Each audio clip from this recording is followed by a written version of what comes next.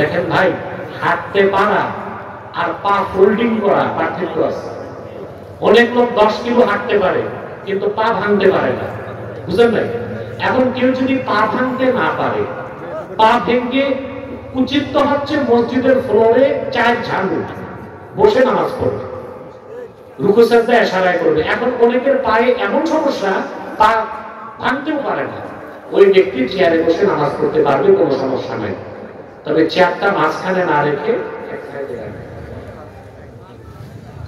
যে ব্যক্তি ধূমপান করতেছে এমন অবস্থায় সেই ব্যক্তিকে সালাম দেওয়া যাবে কিনা? তা আপনি আল্লাহ আল্লাহ বুজুর্গ মানুষগুলো বাদ দিয়ে ওই সুরুট করে সালাম দেওয়ার দরকার। আপনার উদ্দেশ্য ভালো না। আপনার উদ্দেশ্য যারা হম্বি তম্বি করে এলাকার মাস্তান সব কিছু উঠায়, সালাম না দিলে তো পলি দিবে, দিবেন না। যখন ধূমপান করে ওরে সালাম দিবেন, ও যে ওয়ালাইকুম সালাম বলবে, কবুল হবে? নামাজের সামনে দিয়ে গেলে কি গুনাহ হয় বা কি করতে হবে? অবশ্যই নামাজের সামনে দিয়ে যাবেন না।